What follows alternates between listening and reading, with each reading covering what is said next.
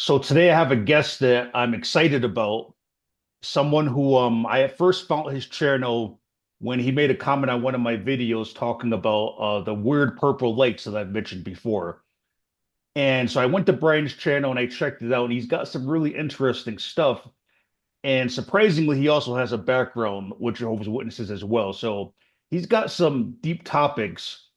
And when I looked at his information, I could see too that his channel is obviously being suppressed because when you talk about certain things, then you're suppressed immediately. And I know I was suppressed from day one with the first video that I ever put out.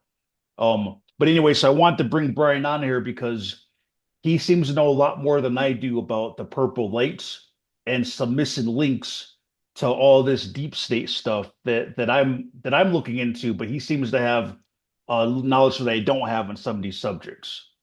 So I want to thank you, Brian, for coming on my channel.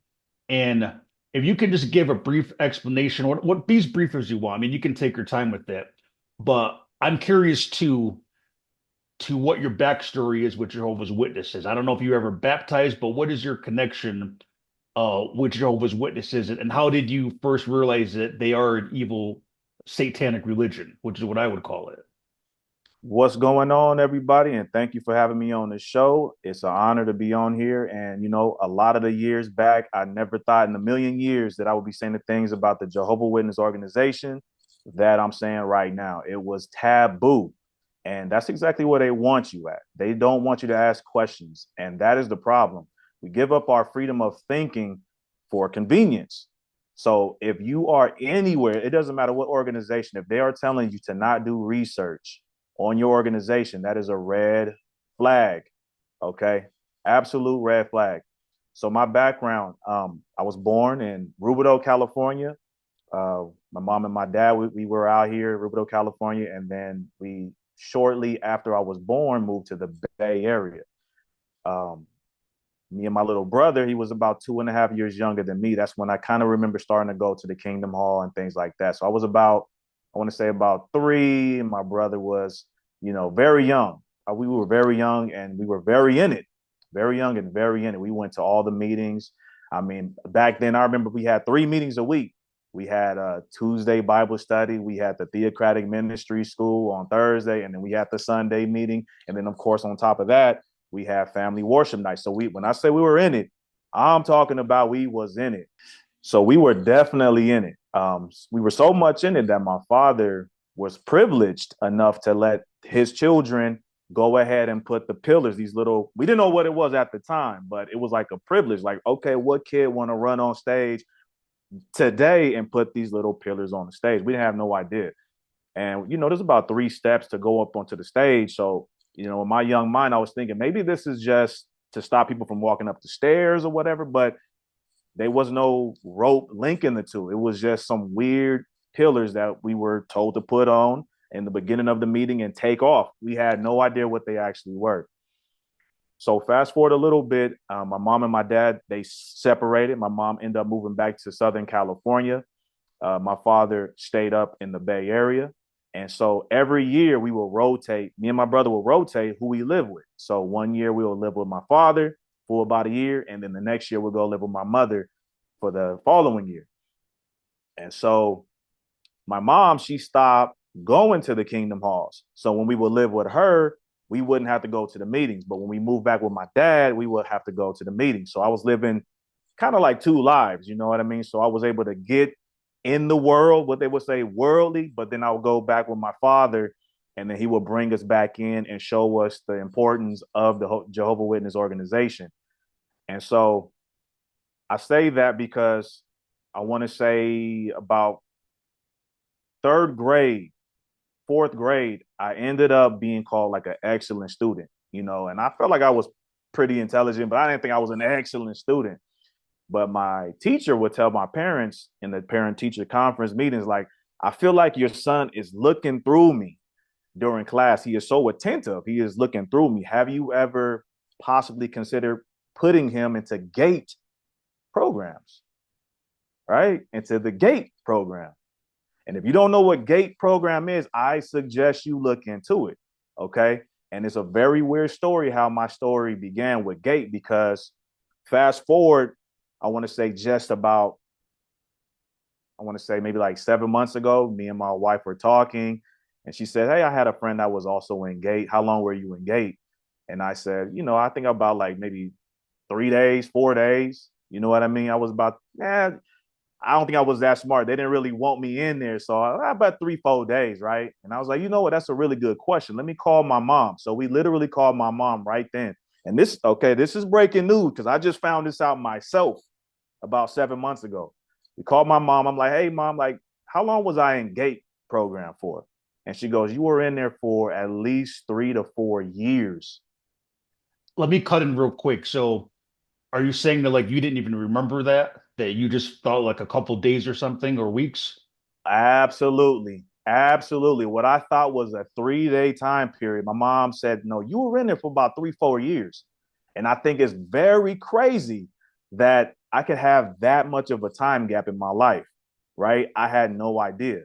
So then I started looking into the GATE program. Turns out it's some kind of secret government organization that goes into schools and they, do things with kids behind the parents' back, as far as like the way that they have us training, what they have us training for. It was only like a classroom about like 5 students, but the teachers in there were very attentive. Like they would squat down next to your chair and be like, hey, I need you to draw whatever you're thinking right now. And it didn't make sense at the time, but they would have these weird headphones on the table. They would have these weird papers and these weird designs. And I didn't know what was going on, right? Turns out that they were actually trying to get children to contact the metaphysical world. And I know it sounds crazy. I know it sounds crazy, but that's exactly what this organization was doing. They were trying to harness children to see your ability to talk to spirits, right? How And much remote viewing too, right? I think that's connected to that. Okay, yep. are you familiar? How familiar with GATE program are you? I'm not that familiar with it. So, someone who I did videos with named John, he's been on my channel a couple of times. We did a video talking about it, and it got a lot of interference, and we kept getting cut out. Oh, Yeah, and a lot of it was too deep, so the video never got posted. But I'm somewhat familiar with it a little bit. But I do know about remote viewing. So, um, and correct me if I'm wrong, but what I understand about like the GATE program is that, well, you kind of already said it, that like they're also searching for people with special abilities. correct. And that's what it's all about. And then I wonder that like I think some of those people who say have abilities, but for whatever reason they can't use them, they become enemies of the state, if you know what I mean. Like those people get marked of like they got to be watched because they don't know what they're going to do with those abilities. It's almost like if they can't control it or contain it, it's like they want to like keep a watch on you or something like that. But I'm so I don't know that much about it, but just let me run this one theory by you too. Is that one of my XJW friends had this theory that the Jehovah's Witness whole organization, that it's also designed to kind of trap people who may have abilities, just to cut them off from it by keeping them in a low vibration, a depressed state, and to tell them all that stuff is demonic. So like, because I've met Jehovah's Witnesses or XJWs who've said they've had weird psychic stuff, but they can never speak about it in their religion. So I find there's a lot of XJWs that had experiences with stuff like that. And interestingly, you also got an XJW background and you got caught up in that. I think you hit the nail on the head. I don't think it's a coincidence whatsoever. And I think their whole goal is to delay you as long as possible. And the fact that I can't remember 4 years of my life and it was consolidated into a 3 day time period in my mind lets you know the nefarious behavior and motivation behind these people. And I know a lot of people talk about these little chalky drinks that they give you and things like that. And I kind of remember that, but I don't want to misremember. But I think that the fact that I can't remember 4 years of my life, there was probably some chalky drinks going on. Very chalky, I would imagine. So fast forward, got bumped up into GATE classes. Um, what ended up happening was as we were going back and forth, me and my brother from my mom to my dad's house, I want to say I was about 13 years old. and we were walking on a Tuesday night to go to our Bible study, and we had to walk because my dad is an epileptic, and he wasn't feeling good that night. So me and my little brother decided to walk, and it was going on like 7 o'clock at night, and this is Richmond, California. If anybody's familiar with Richmond, California, it is not the place that you want to walk in the middle of the night. Very dangerous, very suspect, especially for two young black men to be walking. So we were walking from our apartment complex, and we had to walk down this long street and make a right to go down to the house where the Bible study was going to be held. And as we were walking, there was cars parked alongside the street.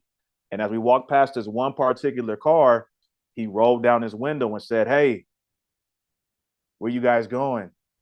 Are you guys going to the Jehovah Witness Bible study around the corner?" And keep in mind, we're nowhere near it.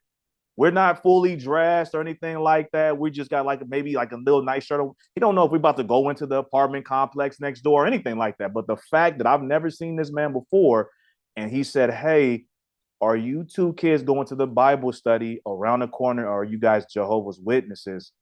It really freaked me out.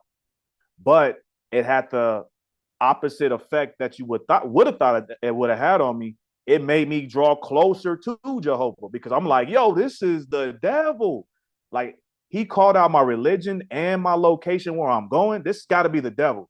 So at 13 years old, that experience right there made me draw closer to Jehovah. I'm like, yo, this is crazy. This got to be the devil.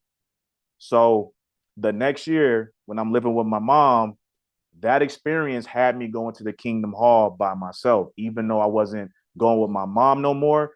That experience had me full of fire for Jehovah, right? So I was going by myself, going through high school and things like that. That experience really taught me that the spiritual realm is actually true. So in high school, I started to get into a little bit of trouble, but I was still kind of going to the meetings a little bit. And I had an altercation at school, and they ended up expelling me from high school because of terrorist threats. Terrorist threats. I'm gonna tell you what actually happened. I was in class, I was messing around with my hat or whatever I was doing, and the teacher said, "Hey, stop playing with your hat, take it off your head." So I took it off my head, sat it down, and I'm trying to think. And when I think, I just end up doodling with things. So I ended up putting the hat back onto my head. And the teacher said, "Hey, bring me your hat right now." And so as I bring him my hat, I'm handing it to him. He says, "I'm going to keep this." I say, "For the end of the day?" He says, "No, until the end of the school year." And so I took my hat back. I said, "Nah, please, I'll bomb on you." He was an old white teacher. Okay. He thought I meant blow up the school or something like that. No, no, no, no, no. I was young and dumb. Bomb on you means like hit, but I'm not going to hit no teacher. I was in high school, but saying I'm a bomb on you, mistranslation. I don't even know where to get TNT. Quit playing with me, okay? Not going to bomb on you for real, right? But he took that as a terrorist threat. So I got expelled from the whole district. So now I'm out of school. All I have is Jehovah on my side as far as I thought. And I felt the most low, the most depressed. And I'm like, there's no love in this organization. Nobody's comforting me. Like, where's all the love? Like, when I need it, like, this is like a opportunity to show your loving hand at this point. And there was no love. It was very dry. Nobody cared. It was like, oh, they kind of like shunned me a little bit. Like, well, how dare you, say something inappropriate? And it was like, this is the last moment I would think that I would be getting judged and looked down upon when I made a simple mistake. What happened to the loving organization? What happened to picking the brother up when he needs the help? Like this, I said something dumb and I apologize. I don't need it from my congregation now. So fast forward a couple of years after high school, I ended up dating a girlfriend of mine, and we ended up getting married, and we moved to Ontario, California. And we was only there for about like 2 weeks. Got a knock at the door, and it was the Jehovah Witnesses.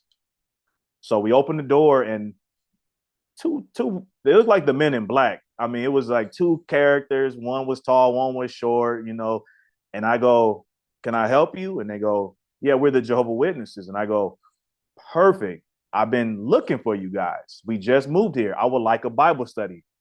How many times have they probably heard that when they first knock on the door? Like, hey, I've been looking for you. Give me a Bible study. You know, that was probably something that made their whole entire year, right? Because nobody asked for no Bible study. But the thing that I remember was, I remember once upon a time there was hope in this organization. So I wanted me and my new wife to be a part of this organization as well. So we got involved. This is like 2006. We got involved with the organization again. They fast tracked us to baptism in 2007, and we were off. A few years after the baptism, I was fully invested. I mean, helping out at the congregation, helping out at the assemblies, watching the boxes for the donation box. I'm sure you're familiar with the donation boxes. So I was like really, really in it. And what I started to notice is that the elders in the congregation were living the double life. Okay. The elders in the congregation would say one thing on stage, and then they would turn around in private and start talking about these clubs they go into, all these drinks and being drunk and can't even remember what happened. And I was just kind of like very turned off by that. I'm like, wow, like I was trying to aspire to be an elder. Like, you guys are wild, man. So that kind of like really shook me. Fast forward a little bit, me and my ex-wife started having trouble, and I couldn't depend on these elders, but we had to do a shepherding call, and they told me, oh, you need to get it together, brother. You need to do A, B, and C. And I'm in my head thinking, like, I just saw you drunk at the club on your Facebook. How dare you tell me what I need to do and get my life together, man? And you over there doing worse than I am. How are you trying to tell me what to do, bro? Like, that's not, come on, man. And so, long story short, that really buckled me. Ended up getting a divorce, moved on my own, moved back to Rubidoux, California, where I was born, lived on my own from 2013 onward. And what ended up happening is, around COVID, I started dating my now wife. We started dating around COVID times, and we were talking about how crazy it is that COVID is locking everything down, and we would come see each other and things like that. And, we had a lot of free time because it was still locked down. So during that free time, we would lay in bed, and I would start looking at Google Maps and things like that, and, zooming into crazy places. And I started zooming into Greenland and started wondering, like, why is Greenland always covered in ice? That's a little strange. Zoom in more, and then you start seeing cars that are literally cut in half because they are putting layers on top of environments and locations that they don't want you to see. But I could zoom into my house and read the mail on my kitchen table. But at Greenland, for some reason, it's just snow all the way around. It just kind of like triggers something in me. At the same time, I'm working for now a medical facility where I'm making deliveries to medical facilities. And this is around COVID. So I'm starting to go into mortuaries, and I'm starting to see, on average about 30 bodies a week. That's normal for like a mortuary for what I was doing. But then that number started to multiply by 10. And this is right after the vaccines rolled out, right? And it was it made a big impression on me and my job because I'm the one bringing the material that they need. So I got to load everything up, and I'm noticing it's 10x. And I'm like, what's going on? And so they started claiming that it was the bug or whatever like that. But I got the behind the scenes scoop. Okay. These people wasn't dropping because of the bug. They were dropping because of clotting, right? A lot of clotting was going on. And I'm friends with a lot of embalmers. So they would tell me, like, yo, it's taking us a lot of time. The bodies are starting to pile up outside because we don't have enough time to work on everybody, because we're spending twice as amount of time that it takes on each body. Because when we start pumping the formaldehyde, starting to circulate it, we'll run into another block. So now we got to take out the device and find another opening in the body to try to pump the formaldehyde that way. And so we're starting to stack up. And I go, well, what's causing these clots? And they go, well, it's something called spike protein. I'm like, well, what is that? What's going on with that? So now I'm looking at Greenland on my Google Maps, and I'm looking at spike protein, and then it's about like 2022. Okay. And I started really digging deep into like what's going on with this spike protein. Like at the time, I'm ashamed to say, but I got the little injection. You know what I mean? And I was feeling little palpitations. I was nervous for myself. You know, they gaslight everybody. They said, hey, if you want to protect your loved ones and your older family members, you're gonna go get this free medication, right? So everybody, of course, you love your grandma, you love your grandfather, you went and got it, right? And so now I'm past that. I'm like, how do I get this out of me? How do you flush the spike protein? So then I started checking online. Everything was wiped away. It was hard to find information. So I really started to build up a whole repertoire and build up a folder of just information that I was able to find. And I basically have about almost 200 pages of notes, and I was able to really see what was actually going on with the spike protein, what it was made of, and also that tied into the purple lights that were starting to pop up at the same exact time, which I have a presentation. We'll get into that in a little bit. But everything started to come together almost like a point. You started seeing everything heading in one direction, which were things that were seemingly unrelated, were all funneling to one point, and the point is absolute surveillance, and they gaslit everybody. Yeah, and they say a lot of 5G towers went up during that same time when everybody was locked in, so there's a connection there too. Yep. Donald Trump, he was the one that fast tracked that. He cut the tape, as you will, so that they could put it up at an even faster rate, Operation Warp Speed. But he tried to distance himself from that because people are like, hey, you actually gave us poison, Mr. President? And he's kind of like sidestepping, and he's like, well, okay, there's nothing wrong with mRNA technology. Well, he's lying to you. The mRNA technology is literally what's causing the spike protein class because it's mixed with hydrogel. The M stands for messenger. It's going into your body cells. We'll get into the presentation, but for anybody that's got to go somewhere right now, I'm just going to tell you right now. I can't tell you what to do medically. This is not medical advice, but I advise that you check anything before you put it into your body, right? And that's not a crazy thing to say. You know, YouTube can't get mad about that. Check everything before putting it into your body. But one thing I was going to ask you too Yeah. is that unless you're already going to get into is at what point did you start to make the connection with Jehovah's Witnesses and the evilness with them? So my girlfriend and I, now we're studying Google Maps, we're studying the ball Earth, and we're also studying the spike protein and the jab and what they told us and what actually existed. And everything just seems so topsy-turvy, upside down. And that the fact that Donald Trump was the one that kind of fast-tracked a lot of this stuff. And at the time, I was supporting Donald Trump more mentally. You know, actually, I did vote for him too. I voted for people on the left, and I voted for people on the right. But seeing that he was the one that kind of put a lot of this stuff in motion was like really upsetting to me. And that shook my faith on the politic aspects. And what it made me think of was the Jehovah Witnesses again. It made me think, hey, you know what? I remember the Jehovah Witnesses said, don't get involved in politics. And I'm like, they were absolutely right about that. I was like, you know what? I think we should start going to the Kingdom Hall. And this is me talking to my now wife. It's about, 2023 or so, like that, 24. And she said, are you sure you want to go? At the time, she was reading the scriptures in the Bible, and she was bringing me things, and she was saying, well, Lord means Baal, right?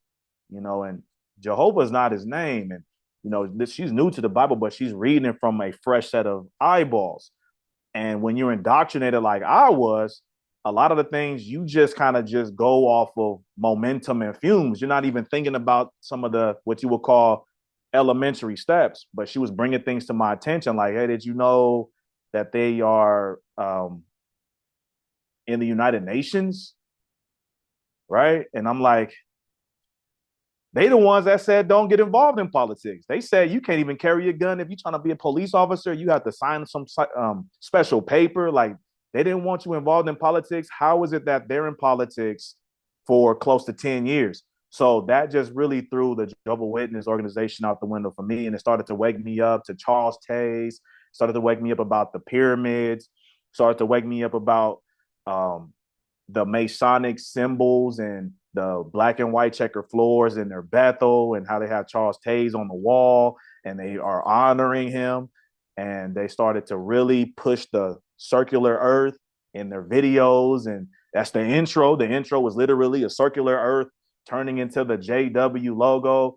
And everything started to kind of come together. And I give all praise to the Almighty Yahuwah for showing me these things and opening my eyes to these things, because everything started to click. And I was able to add to my notes and be like, hey, this is literally part of the beast system. These Jehovah's Witnesses, they are part of this Babylonian beast system, and they're trying to show you. And if you're not paying attention after they showed you, it's your own fault. Yeah, and that's something I mention all the time on my channel is that because some wonder like, well, what's the purpose of these things, these clues and strange things that they do? And I always try to explain like that's how they operate, that they have to tell you because they figured that it's karmic where if they don't tell you it's bad karma for them, but they feel they're like, well, hey, we told you and you decided to ignore it, then it's like we're off the hook because we told you and you chose That's to right. either do it or you chose to sit back and let us do what we want to do. That's So right. yeah. You hit the nail on the head again, man. You're absolutely right. They feel like if they show you and either A, you're not paying attention, or B, you're too busy and lulled to sleep to even see it, they take your ignorance as consent, which is the most satanic thing you can do. You know what I mean? But at the end of the day, there is a little point to that too as well. Like we have to take responsibility ourselves and stop letting these people spoon feed us information without double checking. The scriptures literally says verify all things. So if you are as a grown, as especially as a grown man, quit letting these people tell you what to do and what to think and just tell you not to research it and just believe it. Quit playing. When you have a family to take care of, you better be verifying everything. If the jab has taught us anything, it's to verify all things. And that's what I started to do with the Jehovah's Witness place. I started to realize that Jehovah is not the name of the creator, and names carry definition. So it's very important, as they would like to tell you, the names got lost in translation throughout all the years. It's not important. Don't let that be a distraction. That's an absolute falsehood. Okay. Names carry definitions, they carry authority, and they do not translate based on language. Your name is still going to be Quinn if somebody's speaking Chinese to you. My name is still going to be Byron if somebody from Ethiopia wants to say my name. It doesn't matter. Your name is your name.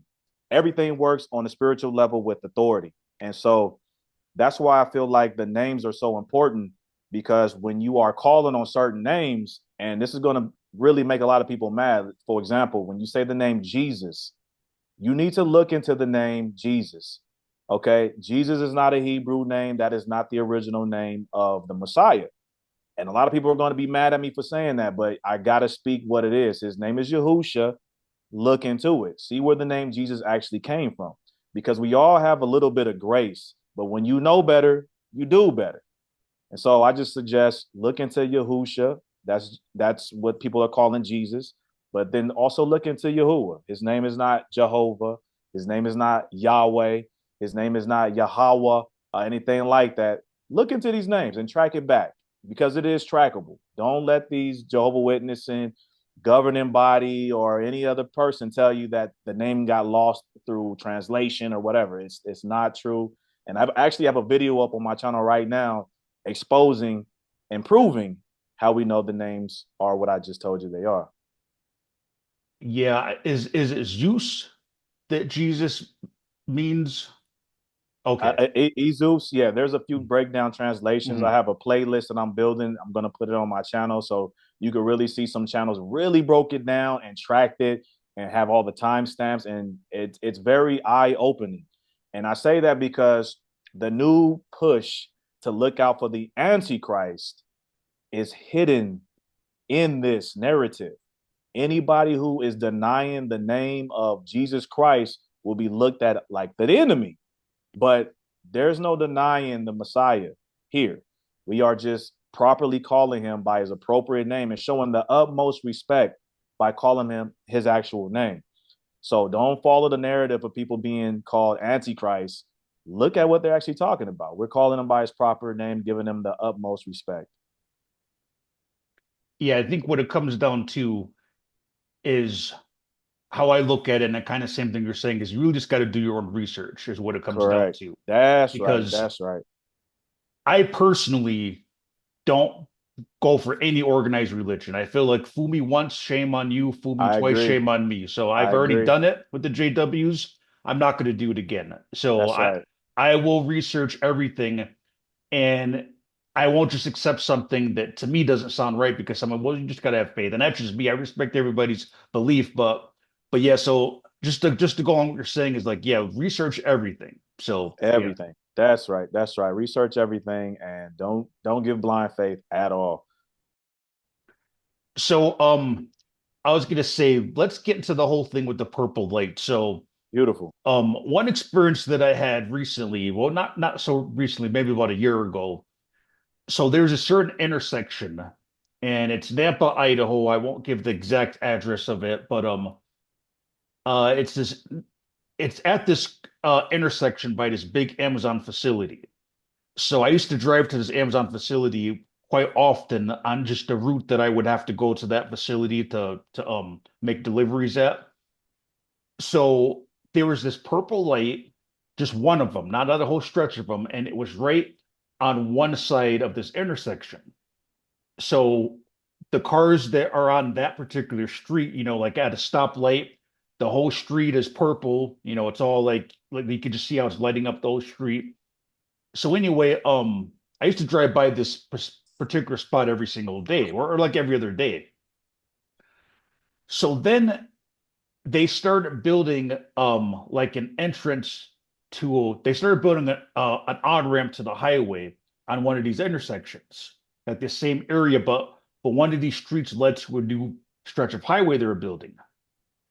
So then the purple light was gone, and I thought, well, that's odd. I've never seen them remove one of these things. So then, like a couple of days later, it's on the opposite side where they put the new intersection. So I'm like, oh, okay, I see what they're doing. There's more people now going to be on that street because that street they're building a ramp to the intersection. So when I seen them do that, I'm like, okay, that proves. I mean, I already knew this, but I'm like, no, it's not a malfunction. If you have a light that's malfunctioning, and okay, it's about function. Why would you go out of your way to say, okay, we're going to take this light that's malfunctioning purple and we're going to put it on the opposite side of the street where there's more traffic? Like, so to me, that clarified as something, some sort of experiment, like something's going on that they would move the light to where they feel that there's more people at. So, Mm. and if there's any white hats that are watching my channel, I already gave you a clue where it's at. The Amazon facility in Napa, Idaho. There's an intersection there. You could double check to see what I'm talking about. That uh they moved the purple light that was used to be on one side and they moved it to the side with the more traffic. So I mean that proves that they're doing something with this. It's not a malfunction.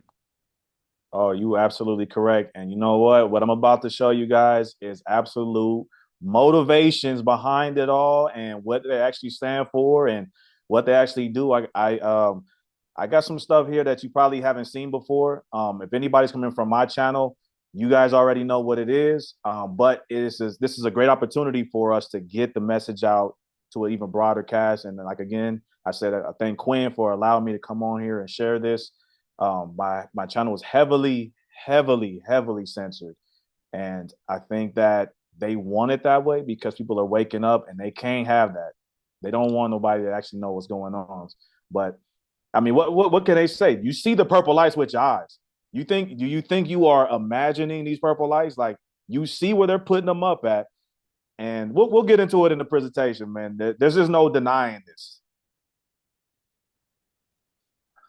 All right, everyone, let's begin. I got a little presentation that I put together. I've been working on this since the year of 2019, 2020.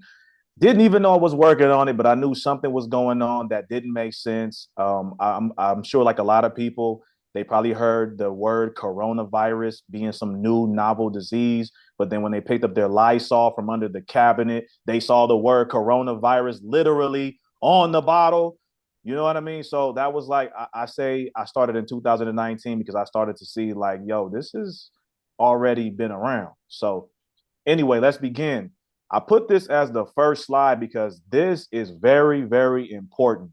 This is intent. This addresses directly the intent behind these purple lights. What they said is these LED bulbs had a latent defect. And if you call them, they will replace these lights within 24 hours. Okay. This right here, I put as its own slide because this is a proof positive of a guilty verdict of a national conspiracy. Not only that, treason. This is treasonous and crimes against humanity. Once I show you what these purple lights are doing, you will see the treasonous behavior behind it and how it is a national conspiracy of the toppest of the highest levels.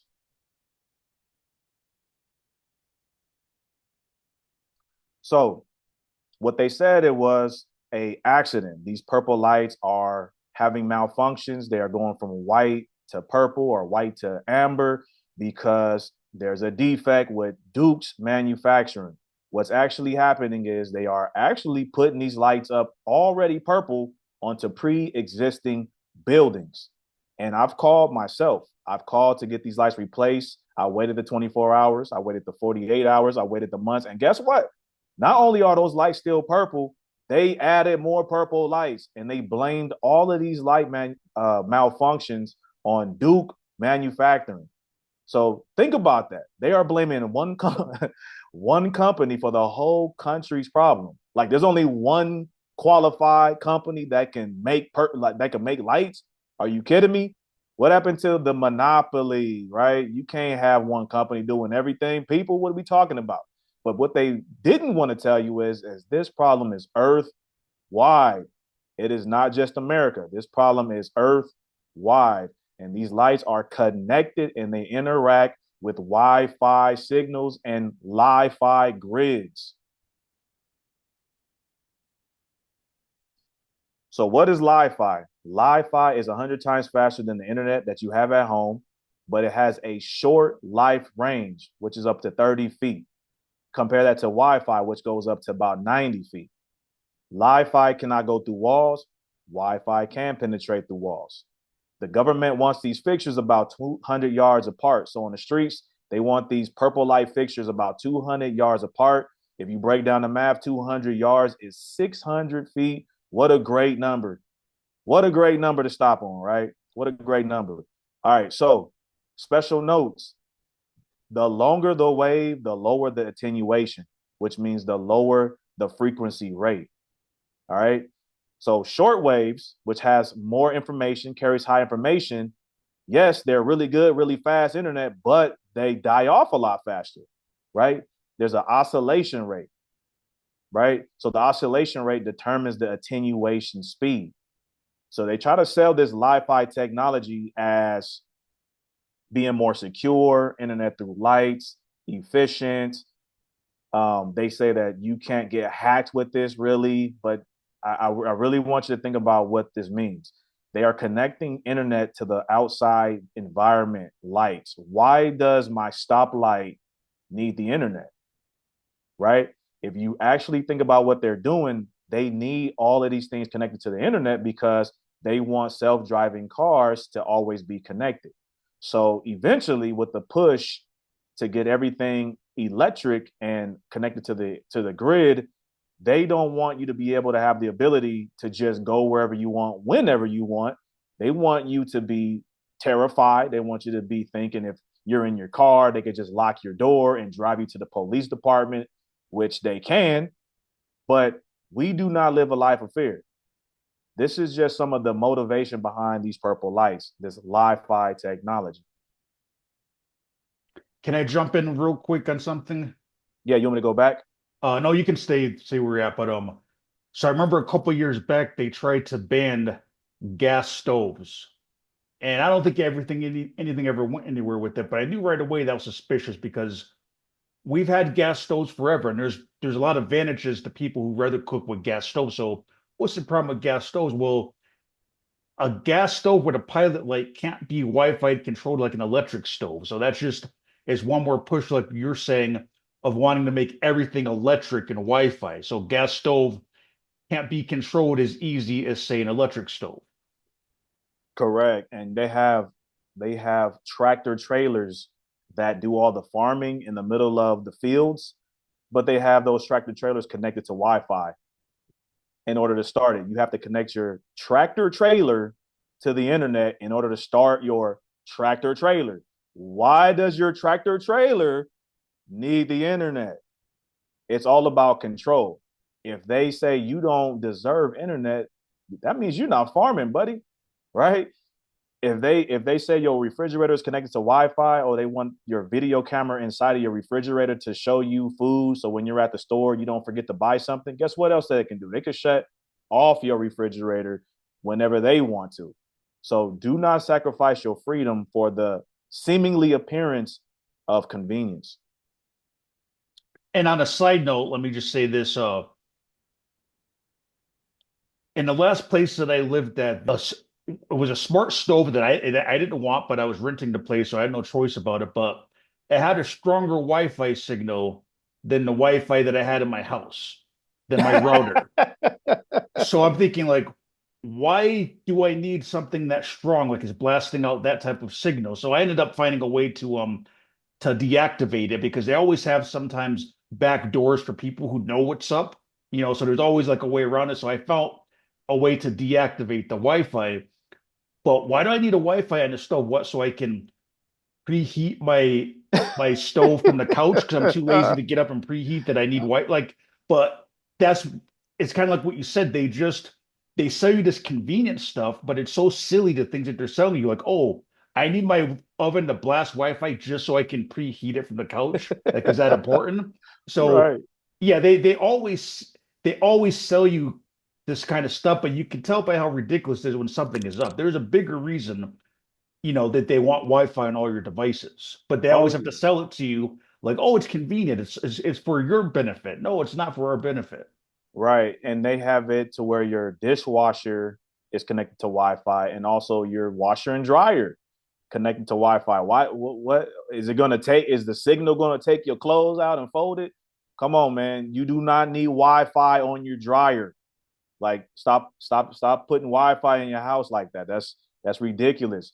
And not only that, this is a little side note right here. But if you're ever walking in your house and you just walk through your house and you start feeling like a hot spot, like a spot in your house that's really hot, like you actually feel like a temperature change, I suggest you look around and see what smart devices may be plugged up and blasting you with radiation without you knowing.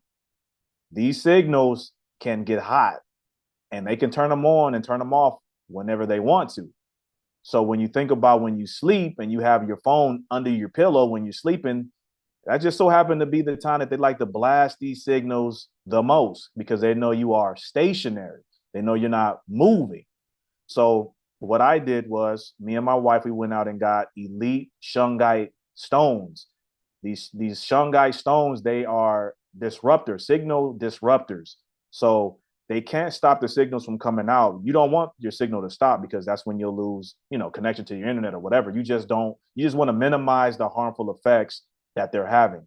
So we put these stones next to our bed, in between us and the phone, so that way the signal has to go through these stones, get cleansed and purified before actually reaching us. Yeah, another one too you might want to look into is organite. If you heard of organite, I haven't it's heard of that. yeah, look up organite. It's kind of like shungite, but it's a mixture of different stones, and it kind of pretty much does the same thing. But you'll probably find that interesting. Oh, nice. Okay, I'm gonna attempt to play this video. Let me know if you can hear it.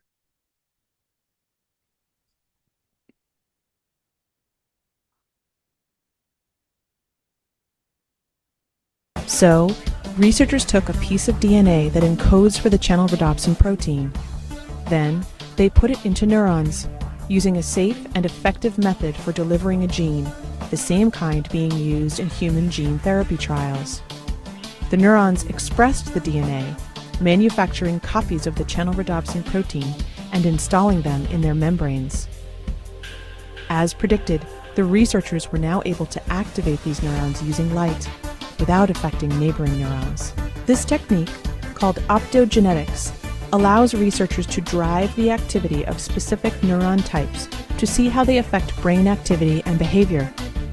For example, researchers can deliver the piece of DNA that encodes for channel-rhodopsin into a set of basket cells, shown here in green. Then, pulses of blue light activate only the basket cells, while the other cells, for example the neighboring pyramidal cells, are not affected. And these tools don't just activate neurons, they can silence them as well. Archirhodopsin and halorhodopsin, for example, are proteins that are sensitive to orange light and produce the opposite effect to channel-rhodopsin. When researchers deliver DNA that encodes for one of these molecules into a specific set of cells and shine orange light within the brain, they can turn off just the selected set of cells. Biophotonics, optogenetics, and visual light communication. So biophotonics is a field of biology and photonics that combines the interaction of light and biological materials. Optogenetics is a biological technique to control the activity of neurons or other cell types with light. This is achieved by expression of light-sensitive ion channels, pumps, or enzymes, specifically in the target cells. So biosensors can be used to make changes to people's receptors within their body. And for people whose receptors have been changed, they can be more sensitive to certain kinds of light signal. Okay, so did you hear that pretty good?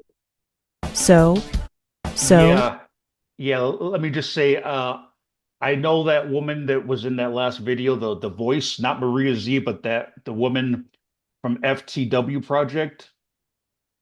Oh, yeah. I did a video with her mother a long time ago, and I kind of know them, but they're the ones actually, they make orgonite, what I was talking about. Oh, nice. Yeah, I'll send you the link, but they have a website. They live in Morocco, and they work on a lot of this protection from 5G stuff. So basically, what orgonite is some of them have shungite in it. Like I have some orgonite that's got shungite in it, but they take certain elements of opposite charges, like non-organic and organic materials, and they put some quartz crystal in it, and some will use orgonite. I mean, some will use shungite, and they encapsulate it in like a shape. Sometimes it's a pyramid, and they trap it together. So when you have these two particles of opposite charge, but they're trapped together permanently, it creates like this mini Big Bang effect, but it's like life force energy, and it harmonizes the negative frequency. So it's kind of like it's basically like shungite, but it's man-made, but it's man-made out of actual materials. Most of them are most of it is organic, some of it is non-organic. But anyway, it essentially does what shungite does. But yeah, they actually make it. Oh, wow. I didn't know that. That's pretty good, man. You have to send me the link, the information on that. Yeah. All right. So according to that video, you see how they use light to turn on body functions and light to turn off body functions. So how do they get this technology in your body? So right here, I put together high value methods. And then on the lower left, you see that there's low to mid range. So the highest, they will love to get a direct bullseye shot with this needle, right? Put this technology right inside your body, these nanoparticles. If they can't do that, they're happy with CRISPR technology. As you can see, they have this tomato right here being injected, but they're doing this on a massive, massive, massive scale. There's factories that literally have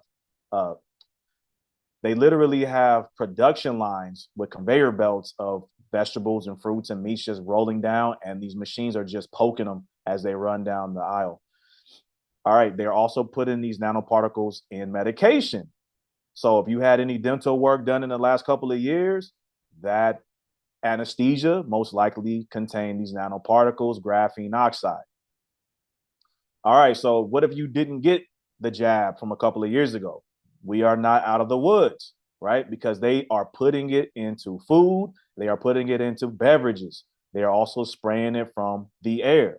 So the chemtrails that you see these planes dropping, they have aluminum and they have barium and they have other chemicals, very, very small nanoparticles, and they are absorbed through the skin. Our skin is the biggest organ on our body. So they go right into the skin and we absorb them. That's why it's very important to do some heavy metal detoxing, and prayer is also important. Do not let anybody scare you away from prayer. Prayer is a powerful tool. That is how you reject some of these things, and it works metaphysically and it works on a physical level. So if you got the Moderna or the Pfizer, Moderna has a patent SM102. They said that they work with luciferase technology or nanoparticle technology. Same with Pfizer. They are both compatible with nanotech technology. And when they spray these from the airplanes, guess what they do? And they do it in the middle of the night from these factories and from also airplanes too. But by the time you wake up and the sun comes out, they've already used these 5G towers and NextRad towers to spread this chemtrail very thin. So you can't even really tell anything happened. Doesn't mean that it's not there. They're very tiny particles, but they spread it. They spray it and spread it, and they try to get it all done before you wake up. So it's just lingering into the air. All right, so how is these nanoparticles powered? As you can see right here on the top right. I was going to say, before you Yeah. go into that next section, could you explain the name, specifically the name of what's the patent that Moderna has, the luciferase or whatever, however you said it? Yeah, so there's an enzyme called luciferase, and what that does is it acts as a biomarker. So when they put these nanoparticles in you, they pair it with luciferase because the luciferase is the same enzyme that's found in fireflies. And so in order for them to notice if you have been injected with these nanoparticles, they pair it with something that will identify that you actually have. So the penetration level. So luciferase basically lights up when you add another enzyme to it, the fuel, which is called luciferin. So it's nanoparticles with the nanotech, and then they put the luciferase to make it illuminate so they can verify that it actually went into the tissue and went into the areas that they wanted to go into. Now, what about the name itself? So, because I just want to emphasize, why do you think they named it like that? They gotta tell you who they are, right? So as you can see in luciferase, you literally have the name Lucifer within it. And this is part of the mark of the beast. Doesn't mean that it's over if you got the jab or anything like that. It's just something that you have to be aware of. It is a part of the mark of the beast, but there are different parts of the mark of the beast. There is the tagging that everybody will experience, like the scriptures bring out. Everybody, rich and poor, short and tall, men and women, everybody's going to get a particular piece of this mark of the beast. But the part that matters most is, where does your worship lie? When they are trying to enforce Sunday worship or tell you to bow down to whatever statues or deities, when they bring it out and try to say that it's now illegal to worship anything else other than what the state tells you to, that is the main part of the mark of the beast that you really need to keep an eye out for. And as you've seen with the SNAP benefits being decreased, so imagine if you had your food cut off for 2 months. You're pretty desperate at this point. You didn't prepare. You're pretty desperate. So now the government kind of has you where he wants you, right? So if they tell you, hey, in order to get your little food for the week, I'm going to need you to do an act of servitude to the east. Let's just say face east and do an act of worship. If you say no, you can walk away, but you'll walk away hungry. Say yes, and I'll feed you again for this next week. Little subtle ways like that is how they will get you to work Satan. It's not going to be some big chair where he's sitting down with his throne. No, no, no, no. Worshiping the country, worshiping the nation, worshiping the state, worshiping anything that they tell you to do so they can feed you and take care of you. That is the mark of the beast. Yeah, it just made me have a flashback of the whole COVID stuff where they gave out so much free money that people don't understand why that's a problem. Because I remember they gave out so much free money that people were getting paid more for sitting home than they did when they were actually working. So then you wonder why people didn't want to go back to work. But when you give out too much free money, and I'm not against help of any sort, like I've been there where I've needed state assistance before. I've gone through a lot of stuff, but I understand that the problem is that they do it because they make you so reliant on the government that, like what you're saying, now if they cut back, you're screwed because you almost don't even know how to take care of yourself because you're so used to all this free stuff. So there's a reason too that like the minimum wage in red states is usually a lot lower than blue states. And I'm not saying this to get political, but I'm just saying that there is an advantage of having a lower minimum wage because that causes people more so to learn, hey, if you want more, you have to work harder. You have to do that with work. You can't just expect the state just to raise the minimum wage and keep raising it because then the people who have the skills, they're going to want more money and then it keeps going up and up and up. There has to be a standard where you understand that if you want more, you have to work for it. Don't just rely on the government because then that's what the problem is. When you rely on it too much, now they can control you. You hit the nail right on the head, man. And it's all about control. It's all about giving up your liberties for the convenience. If you want these people to take care of you and spoon feed you, they're not doing it without a price. And that price is literally your soul. It is your attention. It is your family's livelihood. It's everything. Do not sacrifice your life and your freedom based on just some of what they call benefits are not actually benefits. There is a receipt and there is a check that will need to be paid. Ready to move on or? Yep. All right, so let's talk about how this technology, once it's in your body, how it's powered. So believe it or not, these LED bulbs that they put out everywhere are part of the powering system. These LEDs sends out pulses of electromagnetic energy and they send out frequencies. And what happens is it's called photoactivation. Photoactivation is the conversion of light into electrical or vibrational charge. So this technology, as you're walking down the street under these lights, they are giving power to this nanotechnology to stay activated in your body, to keep reporting, to send information, to receive information. Information from where and to who? Well, we're going to talk about that. But reporting information is vital to these people who are in control of this technology. So another way that these things are powered is by your actual body. If you ever seen The Matrix, right? Morpheus said, hey, this is going to take your body and make it into a battery. What is he talking about? He's talking about thermodynamics. That is the conversion of heat into usable energy within the tissue of your body, right? We also have a bioelectrical field that's already in our bodies, which uses a steady ionic flow of small voltage currents already present. So just imagine your body already pumping blood and just the normal functions of your body. We're all electric. Everything is vibrational in existence. Everything is electric. And so it just hijacks that electrical field and taps into that energy. As you can see the picture on the bottom, you see hot spots and cold spots. Well, this is exactly what it does. It taps into that and charges these devices and keep them on as long as possible. It basically is like a leech. This technology leeches off of your body's energy to stay on. So what all of these categories have in common is they are all connected to the internet and they're all connected to the cloud.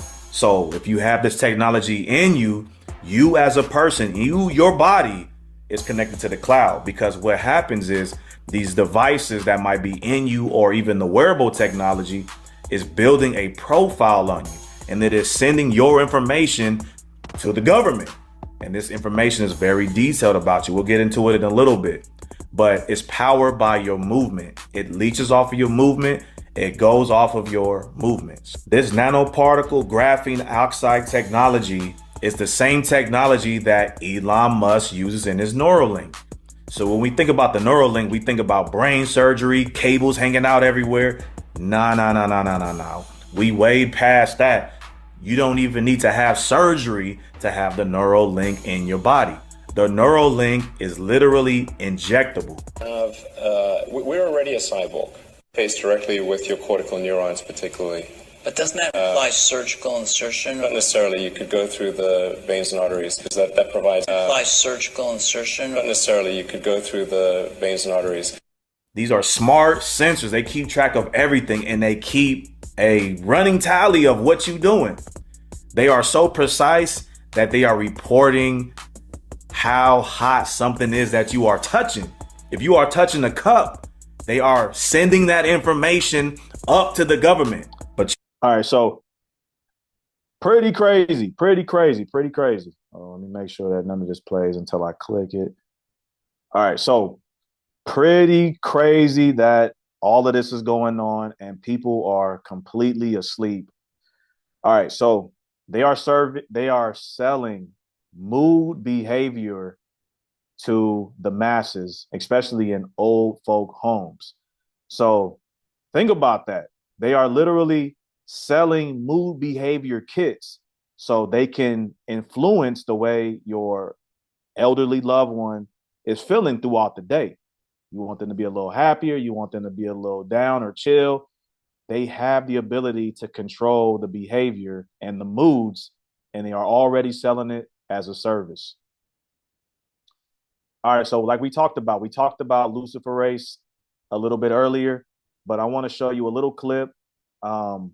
Just in case you haven't seen it, you can hear from the horse's mouth. I'm not sure if you're going to be able to zoom in on this at all, but let's take a look.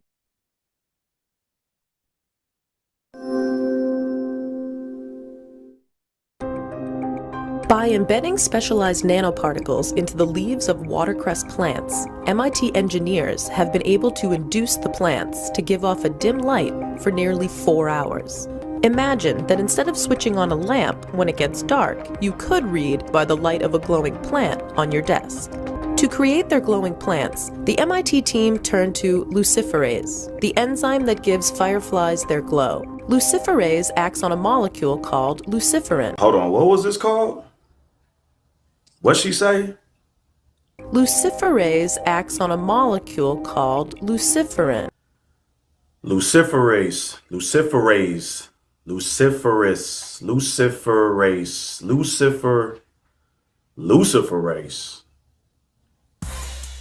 All right, people, they gotta tell you who they are.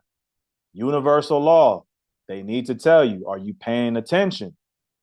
Okay, so like we talked about, they enter into the body through a DNA carrier, a fatty lipid nanoparticle.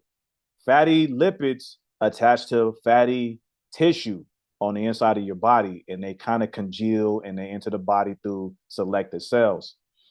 So the body temporarily reproduces the luciferase enzyme on its own. So it hijacks your cells and it basically makes you continue to reproduce luciferase until your body isolates that tissue and kills it off. So let me just thank Yahuwah for creating our body so resilient, because our body identifies foreign material and we are made to rid it. All right. So luciferin is activated with luciferase. Luciferin could be looked at as the battery or the fuel to activate the luciferase. So when you have a special sensitive camera, what happens is you can see where the genes are beginning to express. Look at this lady's face. You can see all those little dots on her face and her eyes and the bridge of her nose. That's where it usually starts at. It starts around your nose and then it works its way up your forehead. If you wasn't directly injected, if you just ate this material, you can barely see behind this guy's ear, but he has what they call a filament. And they grow in weird spaces, especially when you take a hot shower, that they start to expose themselves and come out. It's almost like the Walking Dead. Okay. So this technology literally is bio tracking through technology. They're tracking you.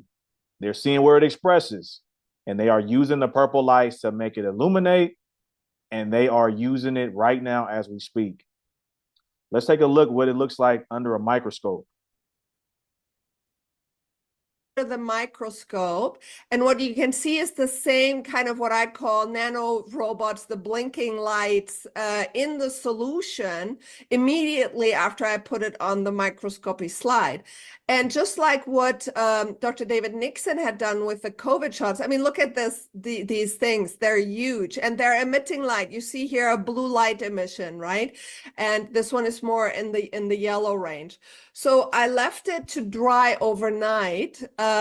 This, by the way, is just showing a micro robot in COVID-19 unvaccinated blood. And I'm just showing people, it's like, you know, this and nothing's supposed to blink. And you see how fast these things are moving in terms of robotics and how they're able to maneuver. It's absolutely phenomenal. So these blinking lights are these micro robots, okay? And I see this now in just about everybody. Like I said, this was unvaccinated blood, not anybody who was getting pharmaceutical shots, but I found the same stuff also in Lantus insulin and in dexamethasone, which is a steroid. We found self-assembling nanotechnology in dental anesthetics. So it is literally in all of these pharmaceutical products now, and that's what they've been talking about. So this is the Enbrel dried overnight, and it creates this beautiful flower pattern. I've never seen anything like it before, actually. I was like, what is this? All right, so that's very disturbing. Okay, so she calls it flower patterns, but I want you to take a look at something. They do look like flowers, but since we're talking about it, look again on number 3. They look like suns, right? They have to tag their work. These are sun worshiping occultists. They tag their work. If you look on the bottom right, this is zoomed in 200 or 2,000 times zoom, and you can kind of see all the little particles gathering together. They communicate through the signal and then align themselves. So how convenient that they're all aligning themselves to shape themselves like suns. Bunch of Eye of Raws, right? So let's talk about how you disable this technology. So imagine this like a stool that has 3 legs, right? If you dismantle one of the legs, the whole thing falls apart. So you need 3 things to make this technology work. You need a core framework, a lattice that can conduct electricity, or a circuit board. The second thing, you need a power source. We talked about the power source. Number 3, you need a microcontroller or a sensor chip to send and receive data. That is the communication leg. All right. So any material that can conduct electricity can be used as the micro lattice.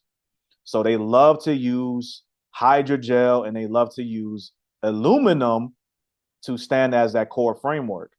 Aluminum is being sprayed from airplanes, right? They love to use that. They love to use graphene oxide. Graphene oxide is very cheap. It's thin, it's strong, and it's chemically versatile. So look at slide number 2. Like I said, Morpheus said that they want to turn bodies into batteries. This is literally already happening. Quick story.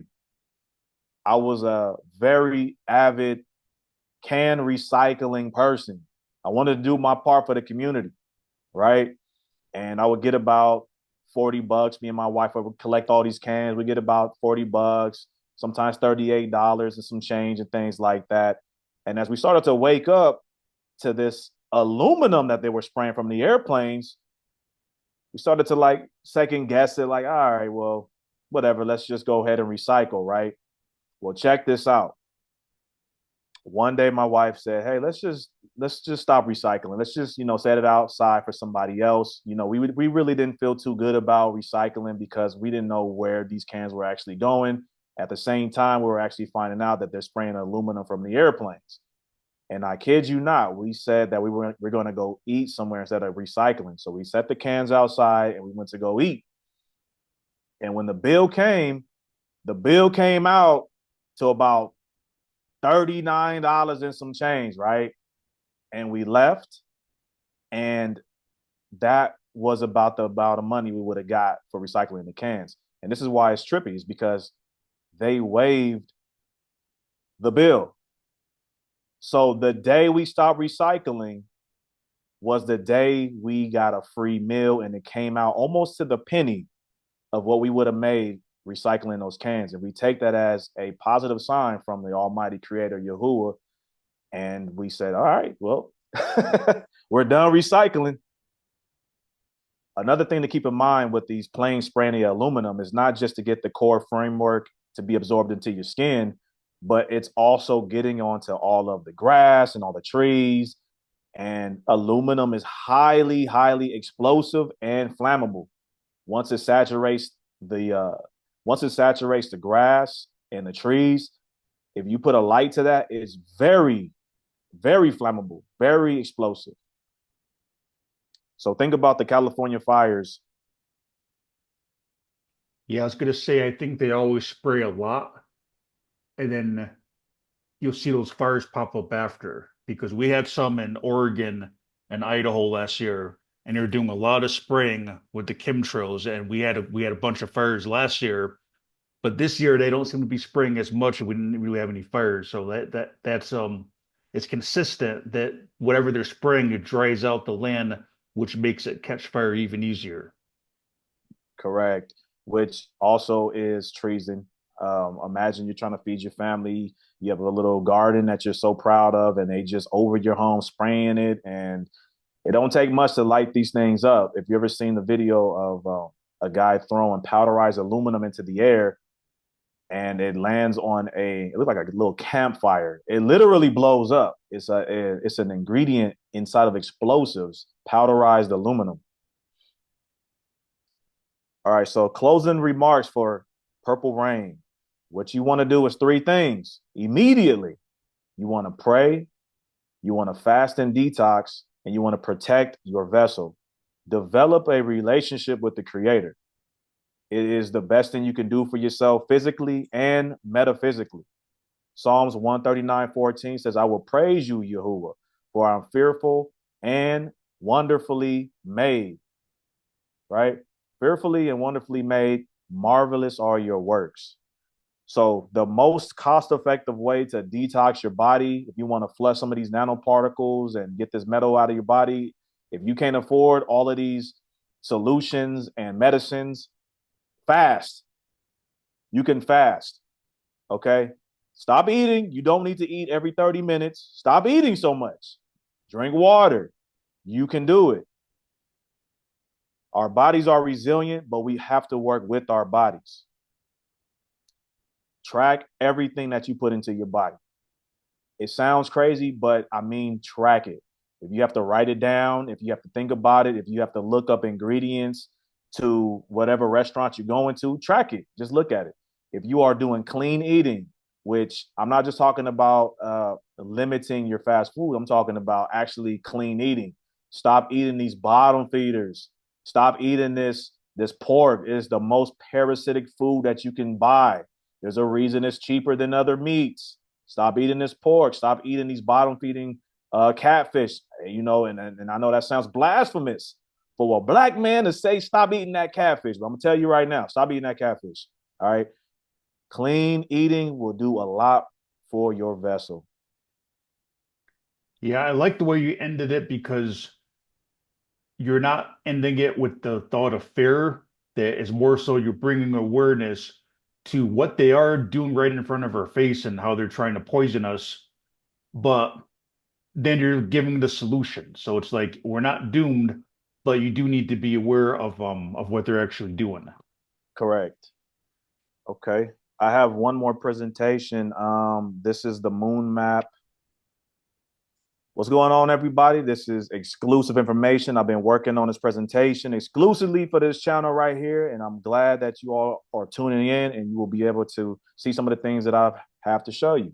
All right, so real quick, I'm gonna run through it a little quicker, but maybe later I can come on the show again and we will be able to break it down a little bit more. So Earth is created special. On the top right, you see these are official pictures from NASA, but I really want you to look at 1997 and I want you to look at 2012. Look at the United States. The United States literally grew by 3x. How is that possible? Let me give you a hint. It's not possible. We have a firmament, everyone. All right. So the only time we get to see the Earth curve is when you put on the NASA lens. Okay. That's the only time you see the Earth curve. They don't want to tell you that, but it's absolutely true. There has never been any curve detected ever, ever, ever. So what does it matter? You even hear some Christians say, what does it matter if the Earth is flat or round? Well, what they don't want to tell you is it matters a lot. Imagine not knowing where you live. You are more open to suggestion because you are limited, because you don't even know where you at, right? The circular Earth is called the heliocentric model. Do you know who Helio is? Helio is a pagan sun god. Look at the picture right there. He is a sun god. Atheists usually believe that flat Earth is stupid.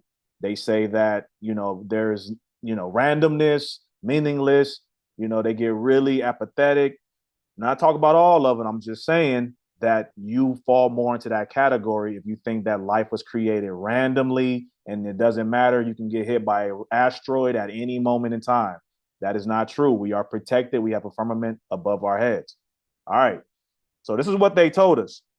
What they told us is we have Earth curvature, right? So 1 square mile, you'll get 0.666 feet. They say that Earth is tilted at 66.6 degrees. How do we get to 66.6? Well, because they tell you that the Earth is tilted at 23.4 degrees. If you're looking straight up, that's 90 degrees. So 90 degrees minus 23.4 comes out to 66.6. How convenient, right? All right. They also said that the sun is 93 million miles away. I'm just coming with some quick hits.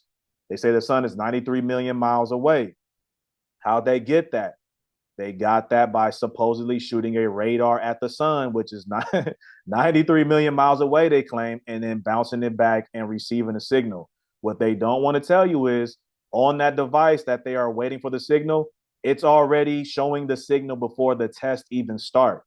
The background noise on the device is already active before the test starts. And then they just start the timer and stop the timer at an arbitrary rate. And they say, well, that was the sun. The device never changes. All right. So what they used to tell us is go to the beach if you want to see the sunset. You'll see the sun go over the other side of the earth, and they will tell you that the sun is setting behind a physical curvature.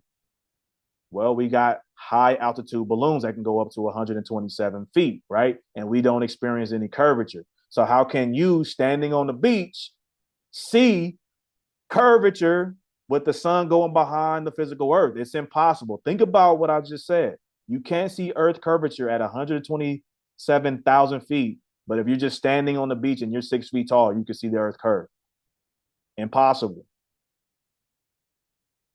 All right, so NASA in Hebrew means to deceive.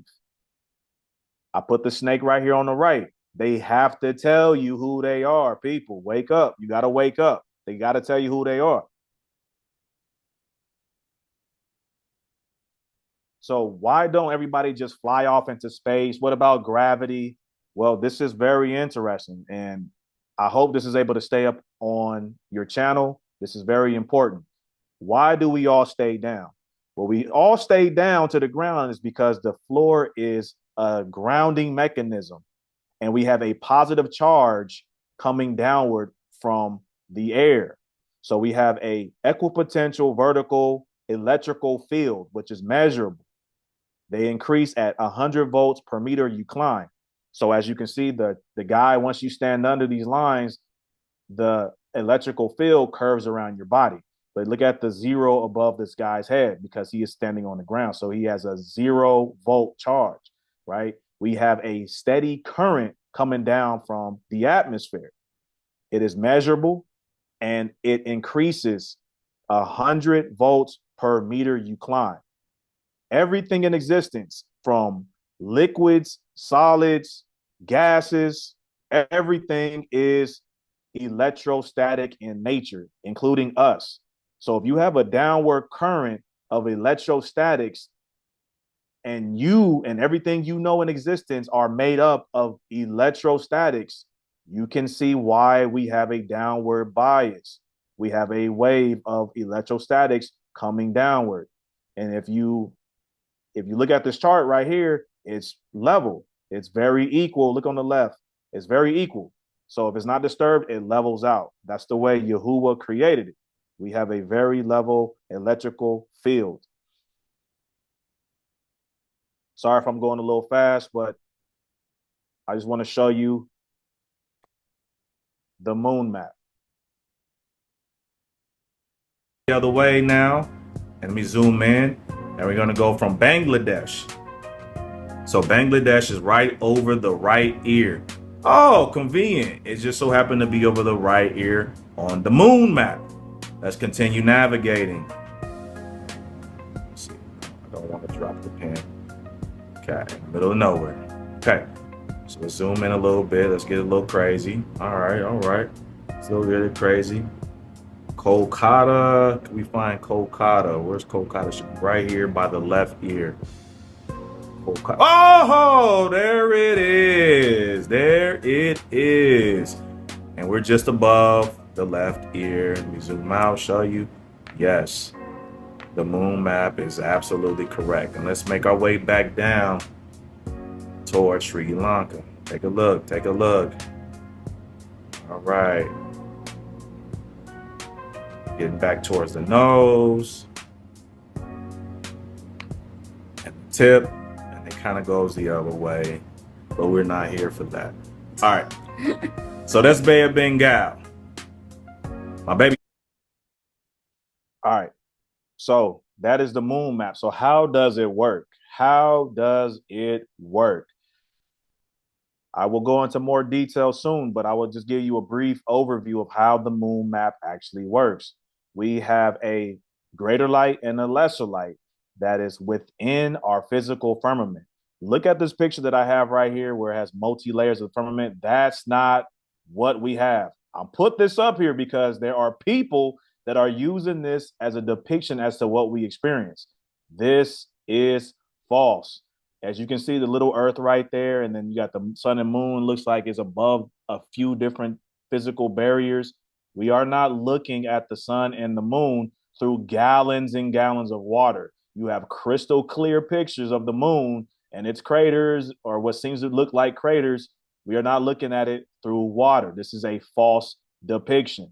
I covered up the guy's name because I didn't want to. I don't want to be offensive to anybody specifically, but this is a false depiction. We have one physical structure above our heads, like the scriptures talk about. Imagine it like a cake. You can have a cake that's multi-layered. It's still one cake. You have layers within the cake. Our layers are atmospheric. We have superfluids. Superfluids rise to the top of its container. So how does the moon map work?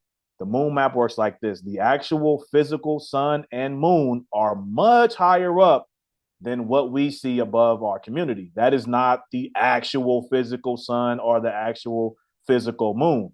That is a node. Some people say it is a projection or whatever, but still works the same way. Imagine it like a kaleidoscope effect, right? The firmament is crystalline. So the much higher physical bodies are much higher up. And because of the crystalline facets, the image of the sun and the moon travels down the facets and it displays itself on the superfluids above our heads. That's why no matter how high you go, you can never get above the sun or the moon. And we have pretty high, we have some technology. We can't get above it. We can't get above it because it's always projected onto the screen, which is the superfluids above. And that's why you have different apparent positions at the same time. If you ever did the crystal light dome test, you could have one single point of light. And if you wave the light above the crystalline structure, you can see like 4 different apparent positions from your one light source. So are you spraying 5 lights, or are you just spraying one or pointing one and it's being refracted down into the body of the firmament? That's the same way that it works. All right. So a quick hit. We have dual star trails. Look at the top. This is just some of the impossible things that we have, that we experience. That's impossible if we are living on a Earth that is rotating around the sun. We have something called dual star trails. You can see the sky, you can see the night sky with the stars rotating counterclockwise and also clockwise. And also in the middle, you see the stars going straight up.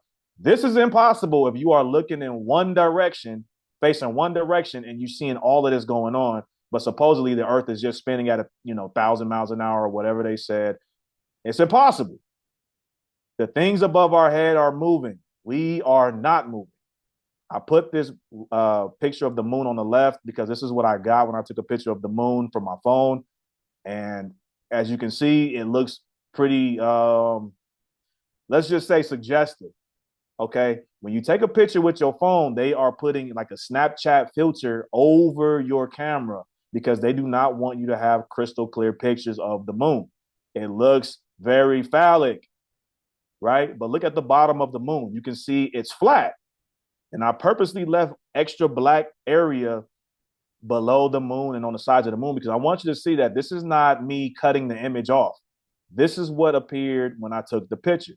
You have right angles on this moon, and there's some, yeah, okay. You see what I see. It looks absolute crazy. All right, another thing that we have, if you look on the bottom right, you see a hot spot on the surface of the Earth with the sun above it, or the apparent sun above it. Okay, this is impossible if the sun is impossible if the sun is 93 million miles away. You would not have any hot spot.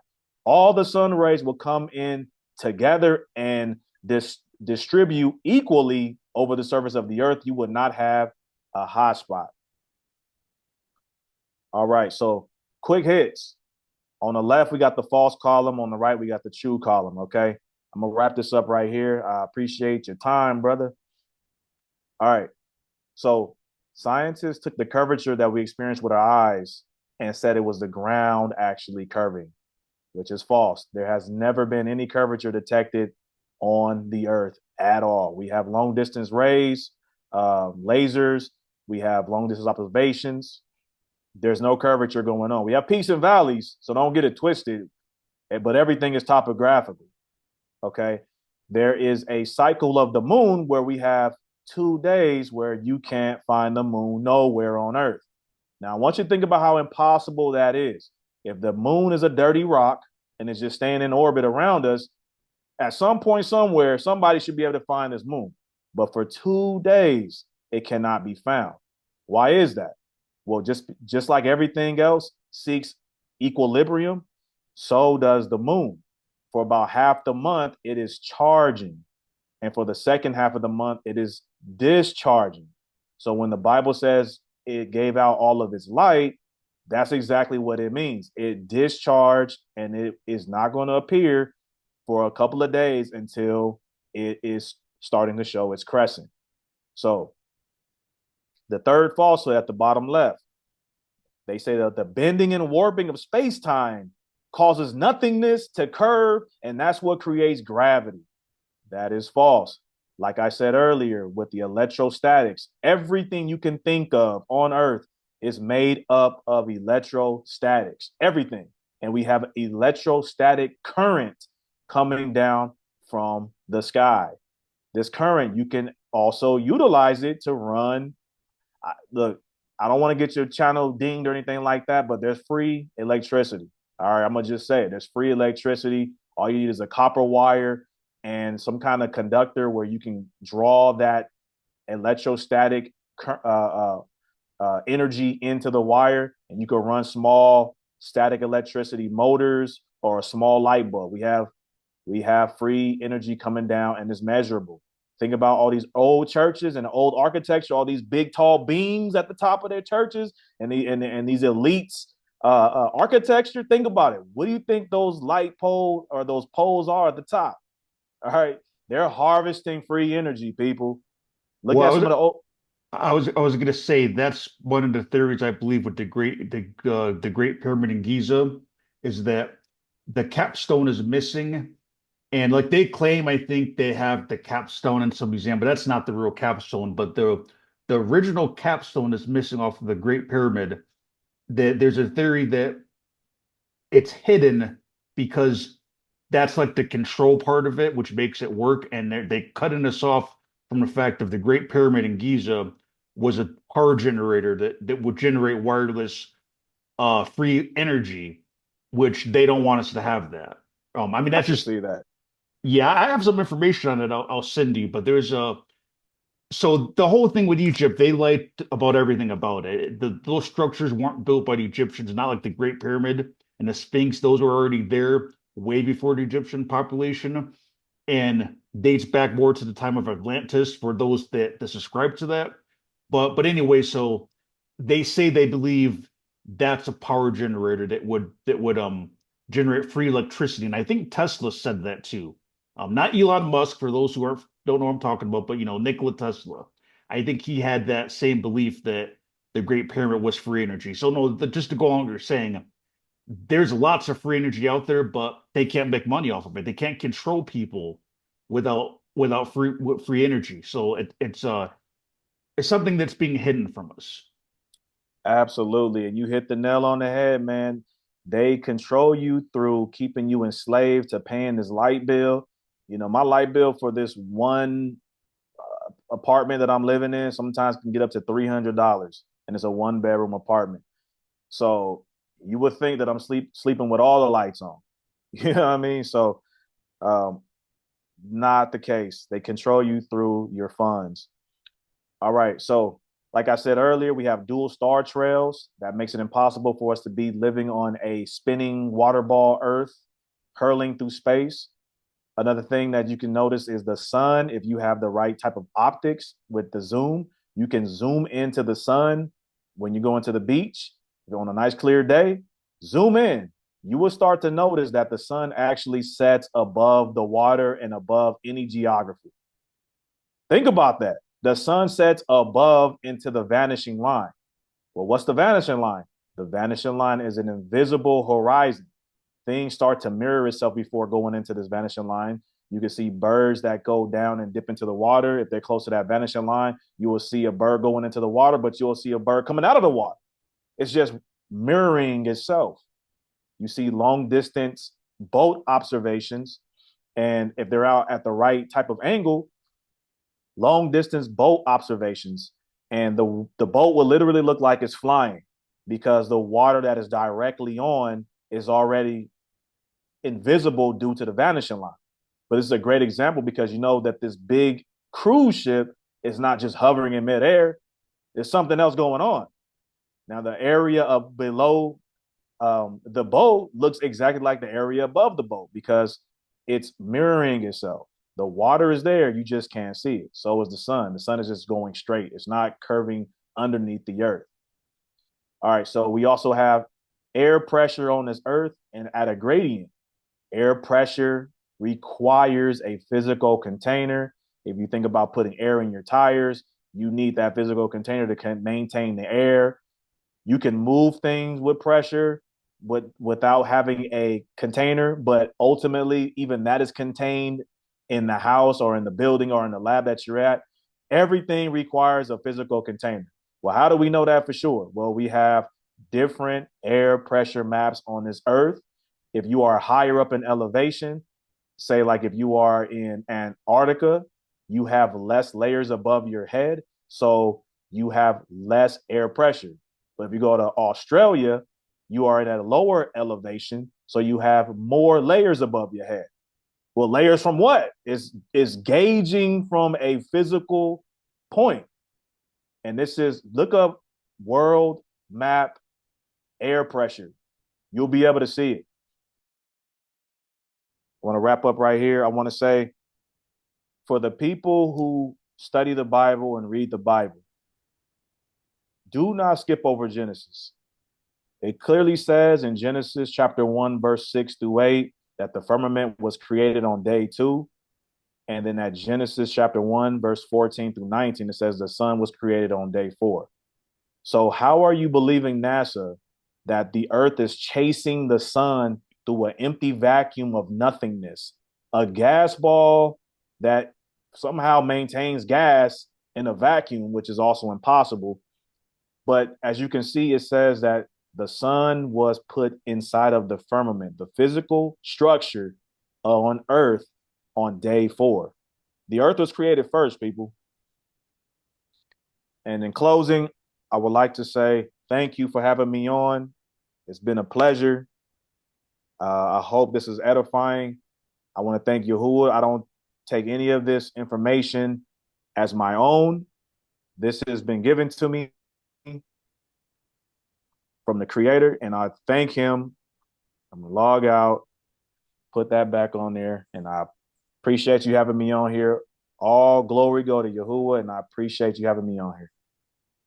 Yeah, well, it was a pleasure having you on here because I do get sick of talking about the type of stuff on my channel. Like, I know it's important to expose it, but it's a nice break to not always be in such that dark, evil, satanic stuff that I unfortunately am good at exposing. Yeah.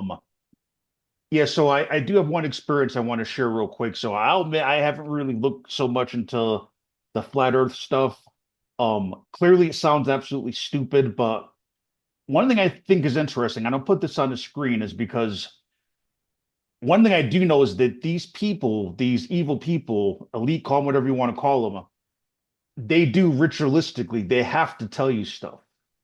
So when I looked into the Illuminati card game, because I've gone through that many, many times, there's a flat earth card and it says something like, and I'll put it on the screen when I post the video, but each Illuminati card has like a little like some information on it.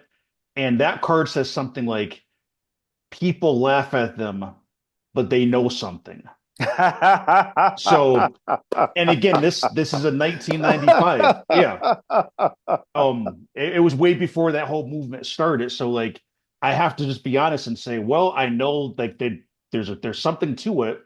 And then I also just think that it's weird that if the flat earth thing is tinfoil hat stuff, then why does the United Nations use that as their logo, like the flat earth map? That's another weird thing, because if it's tinfoil hat stuff, why would a serious organization like that say we're going to use this map and put it out there as our logo? So that's another just a strange thing. Let me jump in real quick. Yeah, that logo is strategically placed there to just feed a couple of breadcrumbs to the people that are waking up to the flat earth. But that map is also deceptive.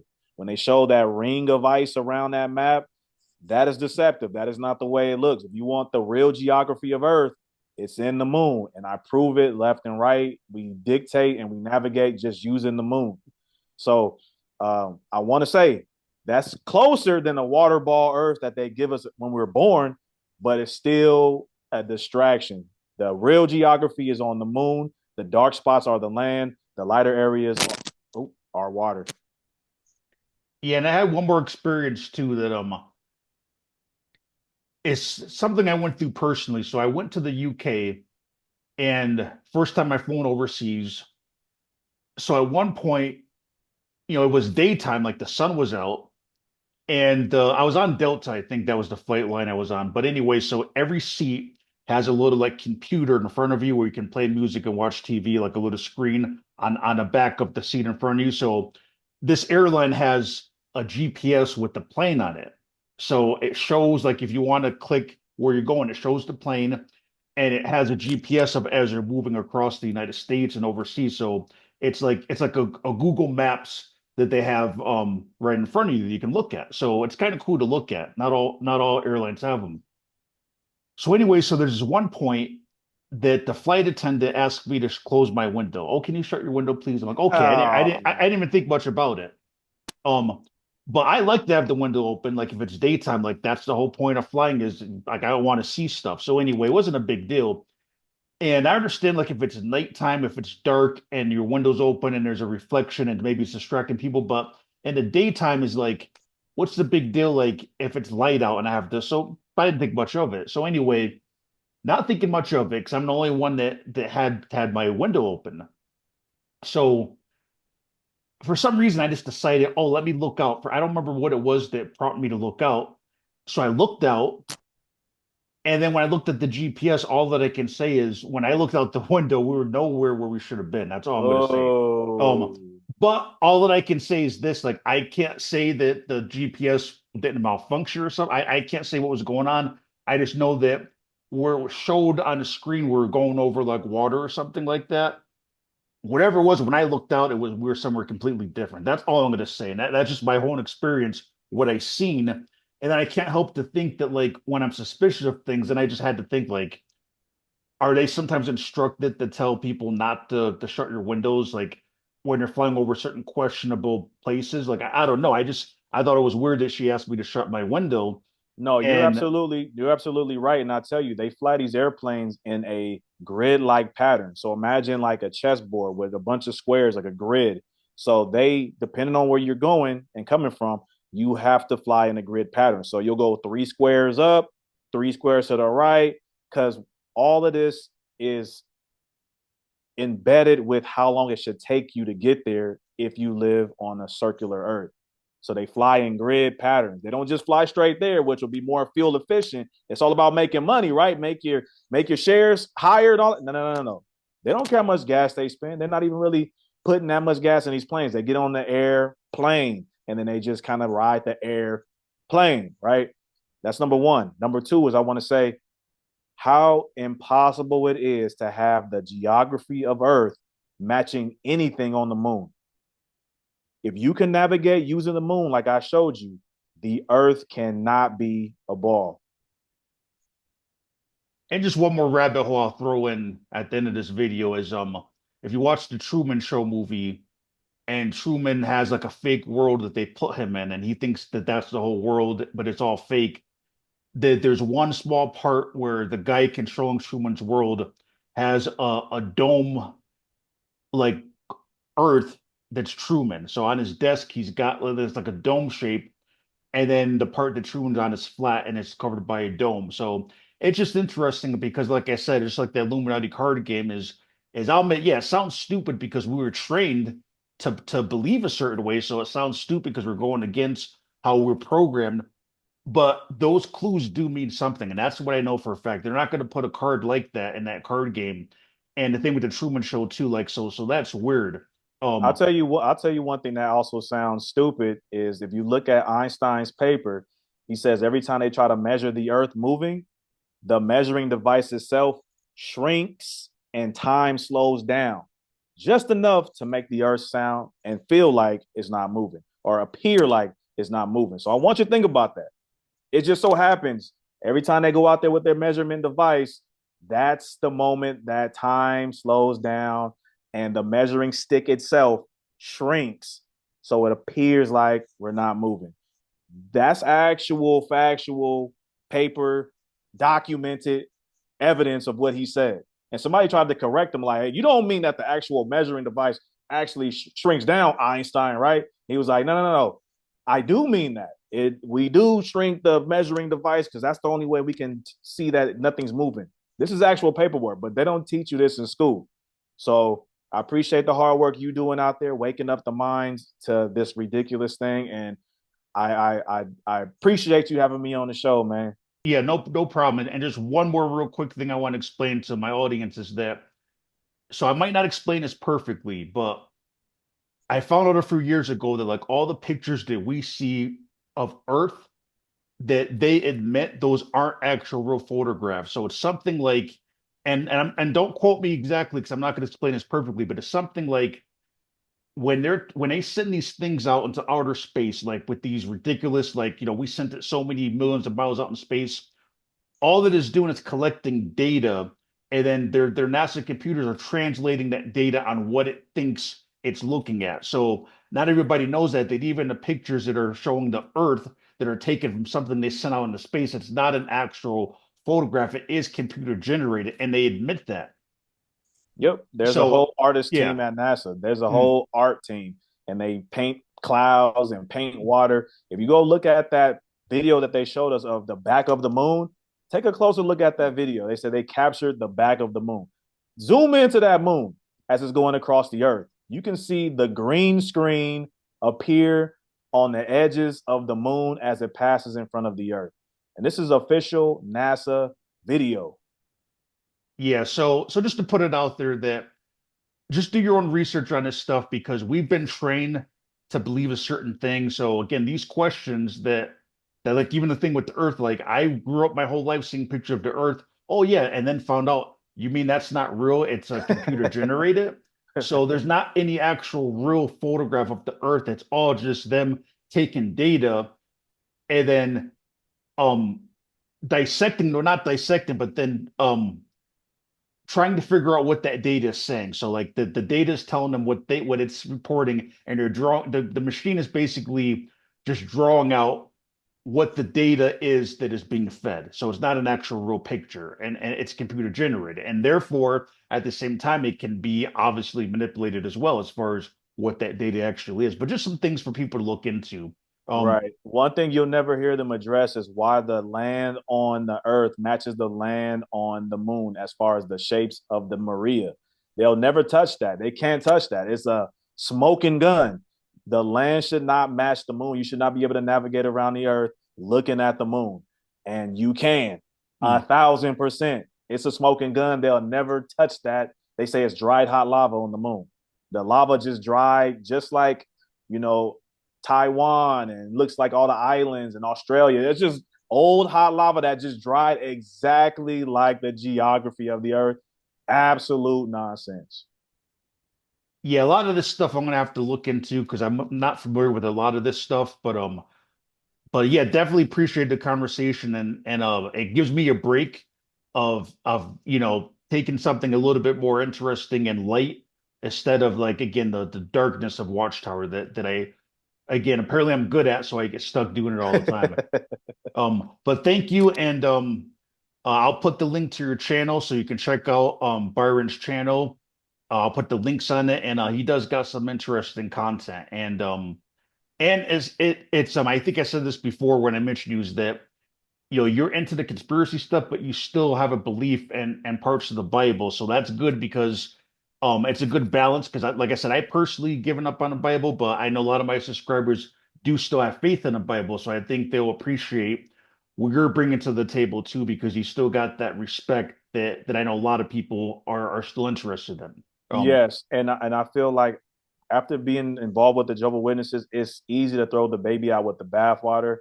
I mean, don't throw the baby out. Research it. I think I heard you say in one of your videos that God sent bears to rip apart kids and stuff like that. But if you actually look at things like that from the original scriptures, these are not children. Look at the Hebrew word for them. They were a pain of young adults. There were young adults, and if you look at the original scriptures, these were a gang of young adults who are antagonizing and attacking these people. So it's not like a bunch of children. I know, because that sounds horrific. Can't have a loving God if he's ripping apart children. It's not talking about children. Look at the original, and that goes with anything that you think don't make sense in the scripture. Anything that paints God or the creator in a bad light, go back and look at the original Hebrew and Greek scriptures and you'll be surprised. Yeah, I'll send you some stuff because I do have a lot more questions too, but that's a theory that I haven't really heard.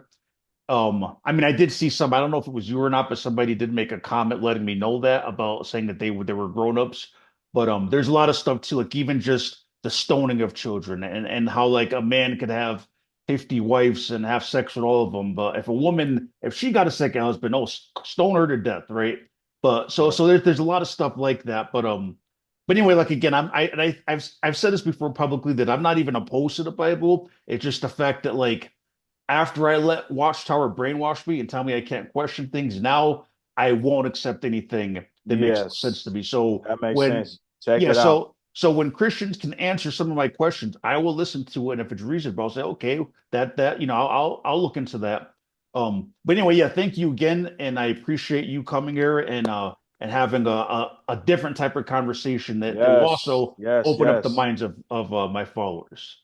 Yes, absolutely. Thank you. You do a great job on breaking things down. You are a very smart man, and I appreciate the work you do exposing this governing body and a lot of the information that you're putting out. I think that if the mass majority of people saw what you're doing, they would have been left this organization a long time ago. You said you have a video that could shut down Watchtower, and I 100% agree with that.